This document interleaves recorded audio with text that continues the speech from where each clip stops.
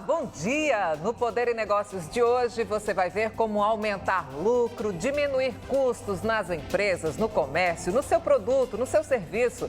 São orientações para quem tem loja, padaria, salão de beleza, grandes, médias, pequenas empresas. Especialistas dizem que é preciso contar com a experiência de uma equipe focada em ciência e tecnologia para encontrar soluções inovadoras para qualquer atividade. Essa é a missão do Instituto Aurus, um centro de excelência em engenharia, tecnologia da informação e ciências aplicadas.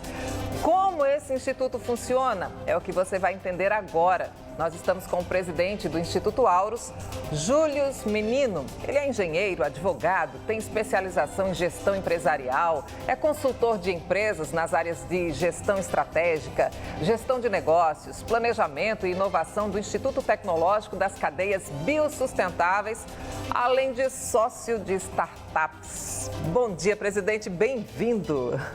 Bom dia, Meire. Primeiro, eu queria agradecer a oportunidade de estar aqui no seu programa, conversando sobre esse tema que está tão em alta, tão em evidência, que é a aplicação das tecnologias no dia a dia da gente, né? Como a gente pode trazer isso para a nossa realidade. Pois é, então quais são os grandes desafios da atualidade para empresários, comerciantes, para a população, para todo mundo que quer viver de uma forma sustentável? Olha, hoje o acesso às tecnologias está sendo muito difundido, mas ao ponto da gente nem saber quais são as que existem. Então, existem soluções hoje que não estão acessíveis por serem desconhecidas, principalmente, tá? Para o empresário, de uma forma geral, né? Ou que a percepção de que estão longe ou distantes demais da gente e seriam inalcançáveis. Isso não é verdade. As tecnologias estão muito próximas da gente e são realmente acessíveis. O que falta é um pouco de conhecimento sobre o que eu tenho a oportunidade de usar ou não. Isso do ponto de vista das empresas, dos empresários. Do ponto de vista das pessoas que desenvolvem as soluções, o que falta talvez seja um agrupamento de conjuntos de soluções. Então, um desenvolvedor, por exemplo, uma startup, desenvolve uma solução de visão computacional, mas precisa de um outro de comunicação e precisa de um outro de telemetria.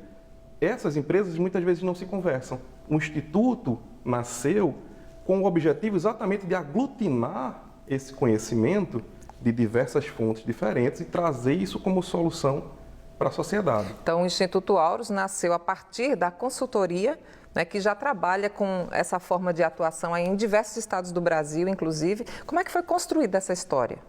Nós nascemos em 2014 por uma decisão própria dos sócios. Não foi uma decisão aleatória de, eita, estou precisando abrir uma coisa. Não, nós montamos uma ideia em 2014, montamos um planejamento estratégico até 2019. Acabou que com a pandemia atrasou um pouco, mas nós já vislumbrávamos a necessidade de ter um instituto voltado para a ciência e tecnologia. Esse plano nasceu em 2014 e veio sendo executado ao longo desse tempo, até que passamos a funcionar como instituto, exatamente para trazer as soluções que nós víamos de necessidade das consultorias para a sociedade, né? Quem é o público com o qual vocês trabalham? Hoje nós trabalhamos principalmente com empresas de médio e grande porte, voltados para melhoria de processo, redução de variabilidade, redução de desperdícios, gestão estratégica, planejamento, de uma forma geral. Mas nós também damos suporte dentro da Federação da Indústria, dentro da Confederação Nacional da Indústria, para os médios e pequenos empreendimentos. Vamos dar um exemplo prático ou vários exemplos práticos aí de como a sua equipe atua, do projeto ao produto, do que vai para o mercado? Joia. A gente tem, do ponto de vista de consultoria, nós temos equipe em São Paulo, Recife, Espírito Santo, trabalhando continuamente dentro das indústrias, monitorando oportunidades de ganhos, oportunidades de melhoria de processo, eficientização, digamos assim. Então, nós vamos desde a necessidade, da identificação da necessidade, até buscar um parceiro ou uma startup que me traga uma possível solução para aquele tema. E daí nós desenvolvemos o produto até que ele esteja no ponto de comercialização. Isso com o suporte jurídico, propriedade intelectual, toda a parte de desenvolvimento de mercado, marketing, comercialização, preço, etc. Presidente, existem muitas pesquisas, né, que podem nortear o trabalho de quem está começando ou então de quem já está no mercado mesmo. Por exemplo, tem uma pesquisa feita pelo Sebrae que apontou que os MEIs, né, os microempreendedores individuais, têm a maior taxa de mortalidade entre os pequenos negócios. Aí, em torno de 29% fecham após 5 anos de atividade. E as empresas, né, de pequeno porte têm a menor taxa de mortalidade entre os pequenos negócios, fechando 17% aí após 5 anos de atividade, sendo que a maior taxa de mortalidade é verificada no comércio, 30,2% fecham em 5 anos, e a menor na indústria extrativa, 14,3% fecham em 5 anos. Esse é o resultado aí de pesquisas feitas pelo Sebrae entre 2018 e 2021, entre as empresas fechadas em 2020. Portanto, a gente tem uma pandemia no meio dessa história aí, né, desses dados que a gente falou. Esse cenário mudou muito da pandemia para cá? Mudou. Com a pandemia, nós tivemos um fenômeno chamado empreendedorismo por necessidade, né? Hoje nós temos dados atuais, nós temos em torno de 9,2 milhões de desempregados e 4 milhões de desalentados. Os desalentados são aqueles que não estão mais procurando emprego, desistiram de procurar o emprego e estão empreendendo de alguma maneira, porque a sociedade precisa de recursos, né? As famílias precisam trabalhar realmente e acabam abrindo o próprio negócio. Existe uma diferença entre ter vontade de abrir um negócio e montar um plano para abrir um negócio. E essa talvez seja o grande divisor de águas entre os que sobrevivem e os que falecem, do ponto de vista de atividade empresarial. O comércio permite um maior número de tentativas e erros. Ou seja, eu tenho vontade de abrir um negócio, de abrir um pequeno negócio, seja de uma hamburgueria gourmet a uma loja online, a uma padaria, a um mercadinho, enfim, é uma área de comércio. Mas é uma vontade, não passa por um planejamento. E esse planejamento, por falta de orientação, falta de se debruçar sobre o negócio, acaba tendendo à mortalidade, né? E esse número é preocupante, porque as pessoas, quando buscam, Meire, o empreendedorismo por necessidade, elas já estão com dificuldades. Elas já estão buscando naquilo uma alternativa e acabam investindo o seu seguro-desemprego, acabam investindo o seu FGTS num negócio que, se não der certo, a coloca numa posição pior do que ela já estava no início. Entendi. Nessa escala de resistência das empresas, né, aos 5 anos ou mais, como é que nós estamos aqui em Pernambuco? Qual é a situação das empresas aqui? Pernambuco tem figurado entre um dos estados onde as pessoas mais empreendem, tá? E isso é um dado importante para a gente, porque a gente percebe, principalmente no Nordeste, em Pernambuco principalmente, uma vontade de empreender. As pessoas gostam de empreender, elas querem crescer, elas querem buscar o seu próprio negócio, elas querem se desenvolver. Entretanto, a gente tem um alto índice de mortalidade, exatamente porque isso acontece de maneira desestruturada ainda. Eu não consigo me debruçar. Porém, de novo, é por falta de informação. Nós temos diversos caminhos. O Sebrae é uma entidade esplêndida nesse sentido, é sempre de portas abertas. Eu mesmo tenho ido lá com muita frequência e todas as vezes que a gente vai é bem recebido. Eles dão orientação do passo a passo, até onde a gente pode ir. E por incrível que pareça, tem empresas que acabam fechando meio, porque venderam mais do que conseguiam entregar do ponto de vista de serviço, por exemplo. Algumas plataformas forçam a empresa, não vou dizer forçam do ponto de vista negativo, mas me permitem vender mais do que a minha capacidade financeira de girar o negócio.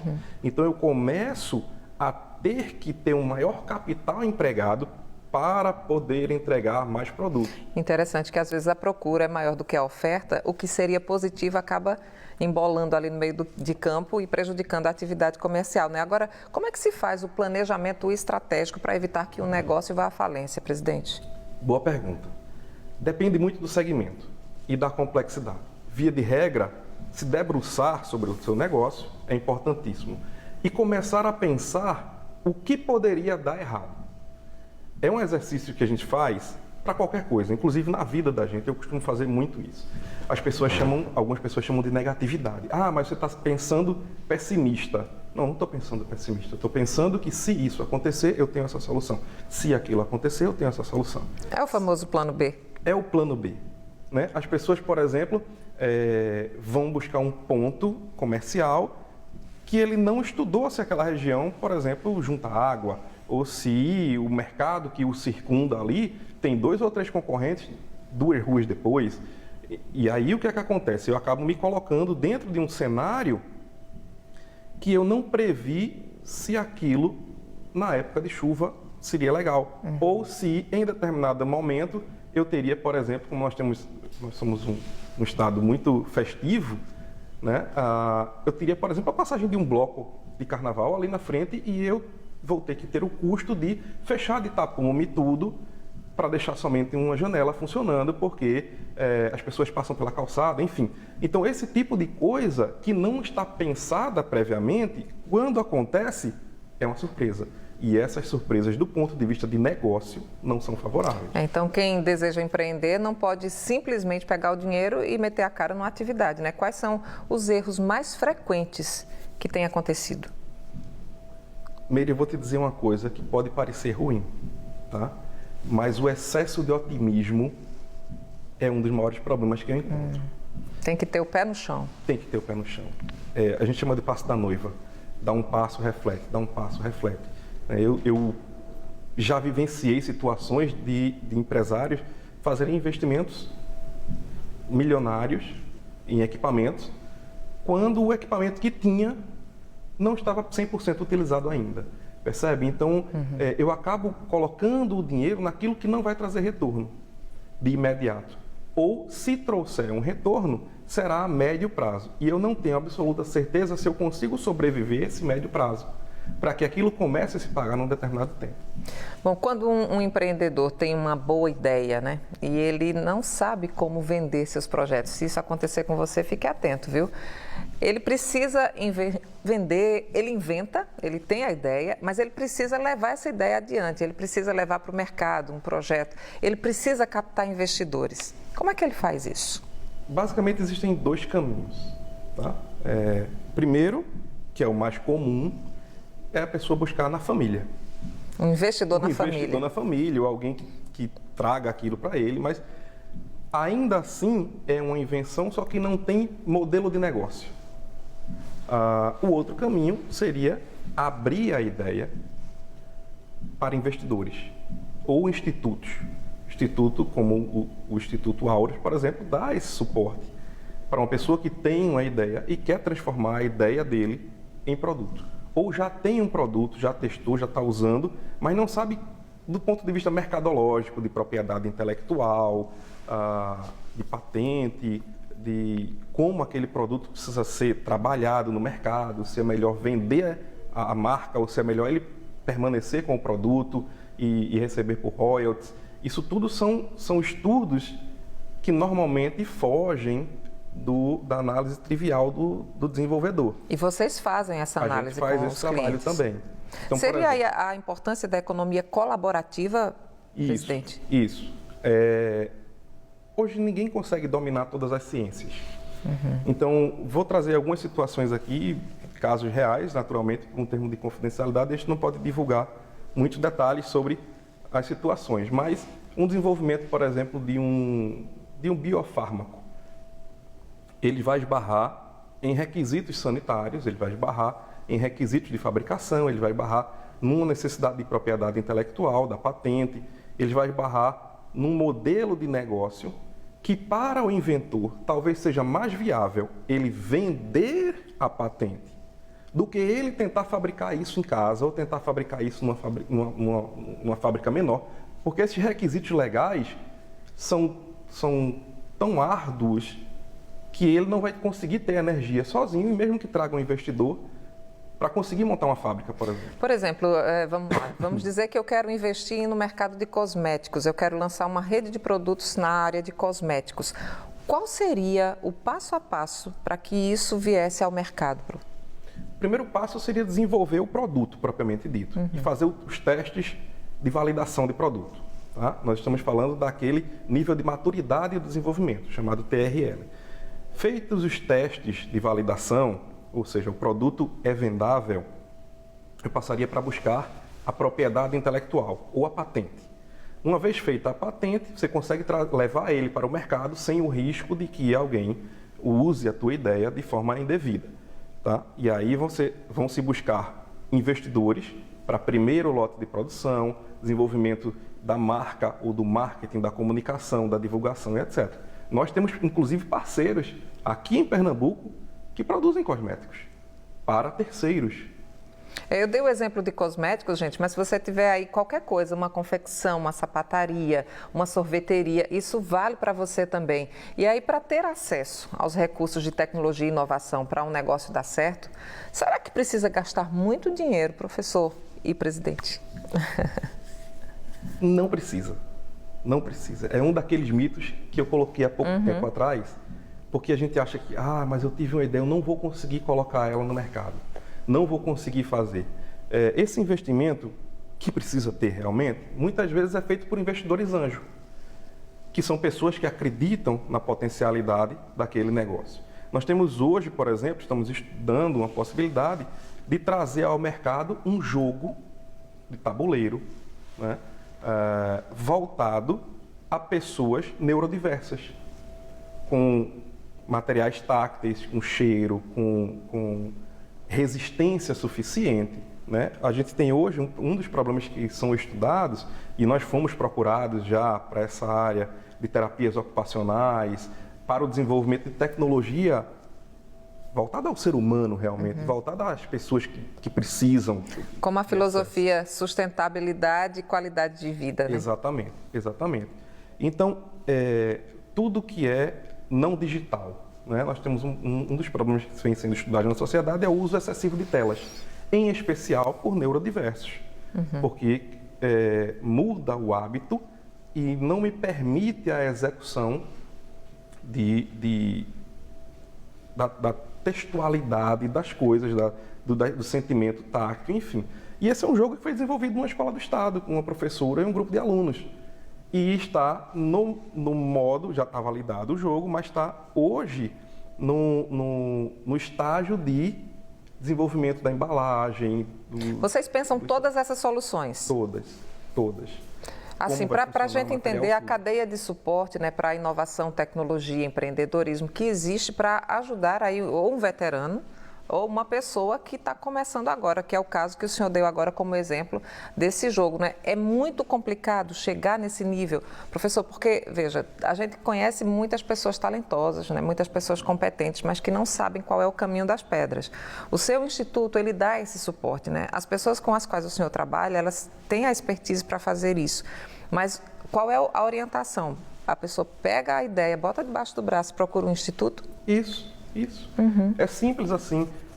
O Instituto não sou eu, né? Não sou eu. O Instituto é formado por um grupo de acreditadores, de pessoas que estão envolvidas em tentar converter realmente essas ideias em solução. Então, nós temos pesquisadores de diversas áreas da ciência, de materiais, de design, de comunicação, de terapias alternativas, terapias ocupacionais, enfim. É um grupo de trabalho que se debruça sobre aquilo e fala, olha, poxa, isso poderia ir por esse caminho aqui. Talvez a melhor solução seja essa. Porque é o que você falou, Meire, é economia colaborativa. Ninguém tem condição de saber de tudo.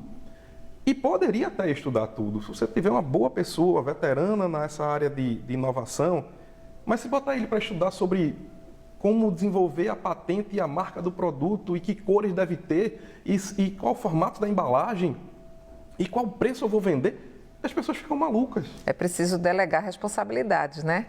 Presidente, a gente vai fazer um pequeno intervalo agora. Na volta, você vai ver como o Instituto Auros pode ajudar a desenvolver projetos, empreendimentos, uma rede sustentável para os negócios. E mais, reduzir custos e aumentar a produtividade nas empresas. A gente volta rapidinho. Até já.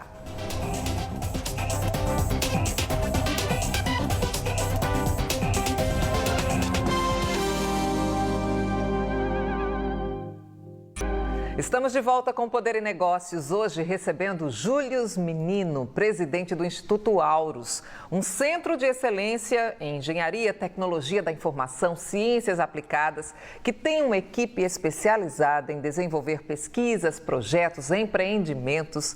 Bom, a consultoria Auros, ela é voltada para o desenvolvimento de executivos, profissionais de uma forma geral, estudantes. Agora, presidente, no primeiro encontro, como é que funciona? Como é feito o diagnóstico aí do problema do seu cliente, um mapeamento para encontrar essa solução?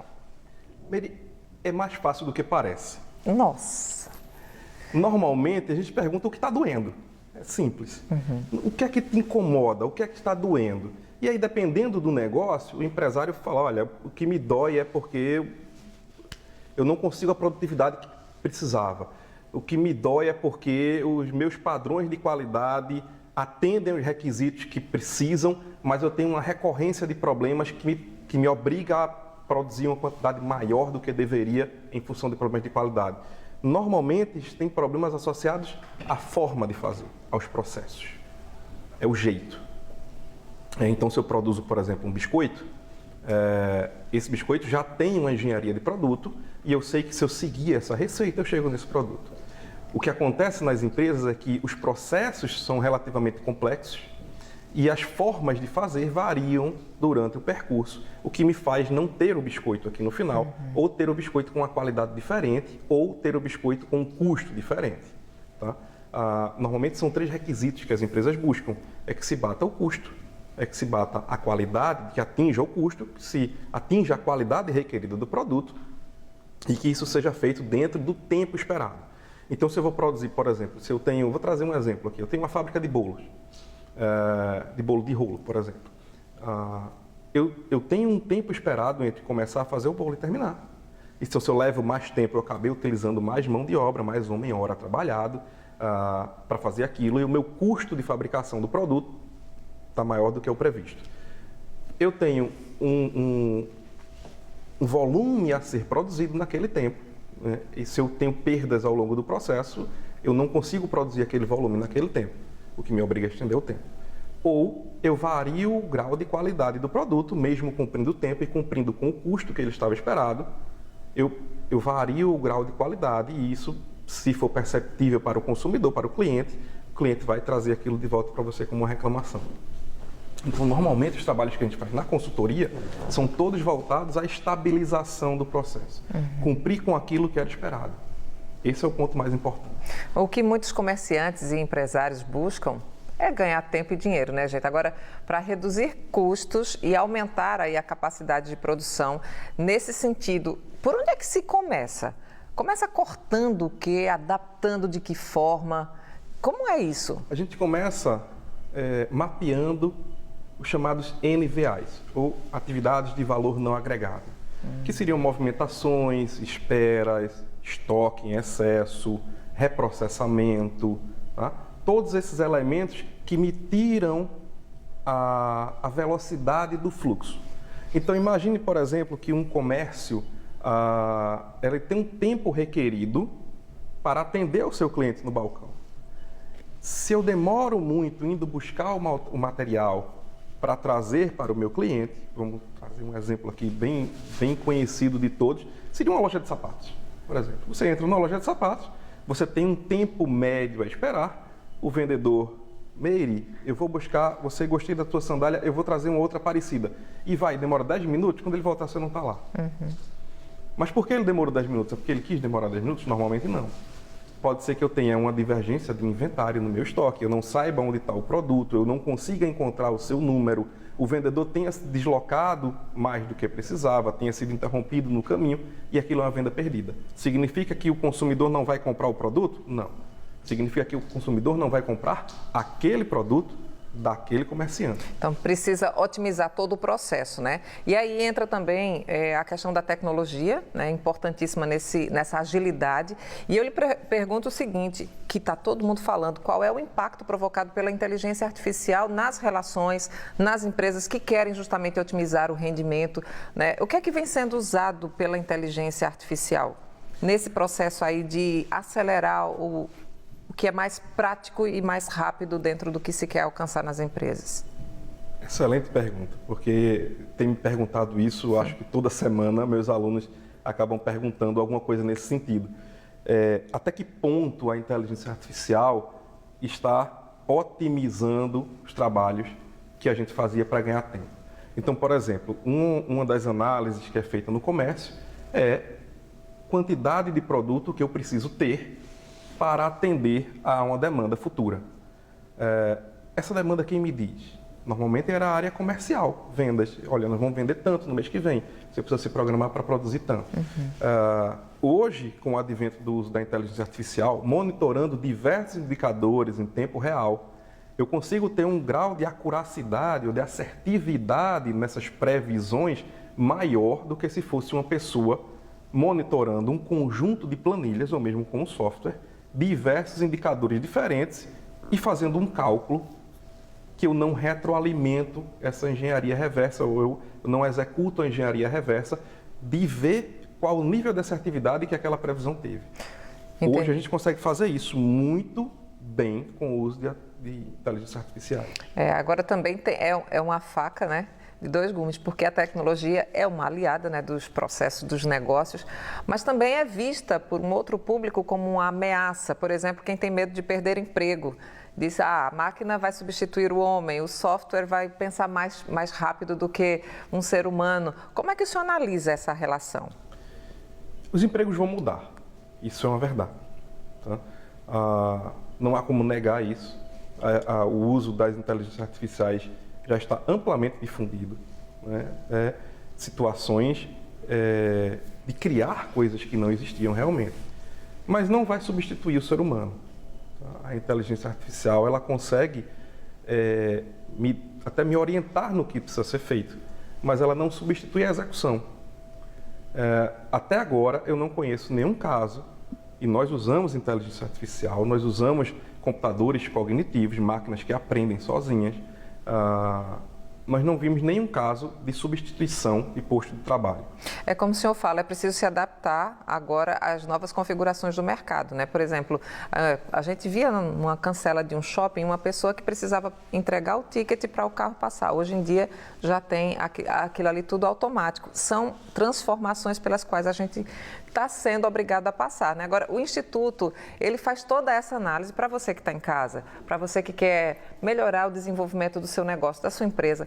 O Instituto também tem trabalhado com propriedade intelectual, como o presidente falou, para dar um suporte aí a quem deseja proteger invenções, marcas, né? De repente você tem aí desenhos industriais, criações artísticas e quer explorar economicamente. É mais difícil proteger um negócio que é individual ou é mais fácil você se cercar quando o senhor é contratado para uma empresa? Eu crio uma marca, né? A pessoa que está assistindo agora ao Poder e Negócios tem uma marca, tem um produto, não sabe. Como é que ele vai proteger economicamente esse negócio? Fazendo o registro da patente. Tudo começa por esse registro? Tudo começa pelo registro. O registro tem níveis, digamos assim. Eu posso registrar ele nacionalmente, eu posso registrar internacionalmente.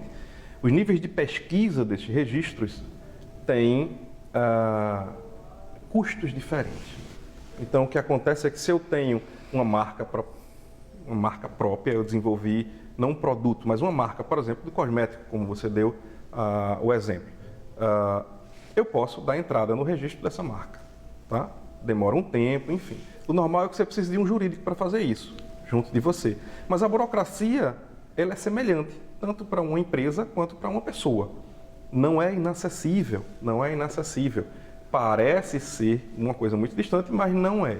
É mais simples do que parece. Agora, obviamente, é mais fácil para quem já fez isso 1, 2, 3, 5, 10 vezes. Se a gente vai fazer pela primeira vez, vai penar um pouco. É preciso deixar para quem sabe. Como é que as pessoas acessam o seu instituto? Como é que as pessoas contratam os serviços que vocês oferecem? Através do nosso site. A gente tem o site, é o institutoauros.org.br, ou através da consultoria, que é auros.eng.br. Tá? Se você entrar lá no nosso portal, tem uma área de contatos, uma área de comunicação, em que a pessoa pode trazer essas necessidades ou pode trazer as suas ideias. Isso funciona para estudantes, para grupos de startups, para empresários, enfim. Nós estamos de portas abertas para conversar com qualquer pessoa, para participar dos eventos, inclusive de ajudar a buscar investidores. Todo esse arcabouço que às vezes a gente se depara dizendo, caramba, eu tenho uma ideia tão boa, mas eu não consigo converter ela num produto vendável. Porque tem a criação do produto, tem a venda do produto, tem a divulgação do produto, né? O senhor acredita que as redes sociais, né, as formas pagas de engajamento digital, tudo isso pode facilitar, pode ajudar a desenvolver os negócios? Com certeza, com certeza. Todo esse planejamento de público-alvo, ele faz parte do modelo de negócio. Ou seja, eu vendo direto, eu vendo para quem revende, eu não vendo, vou vender a marca, desenvolvi a marca, vou vender a marca. Tudo isso faz parte de uma análise de negócio. E o Instituto também dá esse suporte. Naturalmente, não é o Instituto que decide pelo empresário, pela pessoa, mas é um Instituto que vai nortear, ou pelo menos te dar os caminhos que você vai seguir. Quem decide é o dono da patente, é o dono da marca, é o empresário, naturalmente. Mas, pelo menos, como eu coloquei lá no início do programa, saber quais são as opções é o primeiro passo. Nossa, é uma aula de negócios e empreendedorismo. Presidente, muito obrigada, viu, pela participação aqui no Poder e Negócios. Conversa muito boa para quem quer empreender e ganhar dinheiro, hein, gente? Muito obrigada, viu? Obrigado a você, Meire, ao nosso telespectador. Eu deixo somente um recado no final, se for possível. Não deixem de inventar. Não deixem de inventar. Nós somos, no Brasil, um celeiro de grandes ideias. Muito obrigada, viu, presidente? Nosso encontro é no domingo que vem, às 10 da manhã. Eu te espero, hein? Tchau, tchau. Até lá.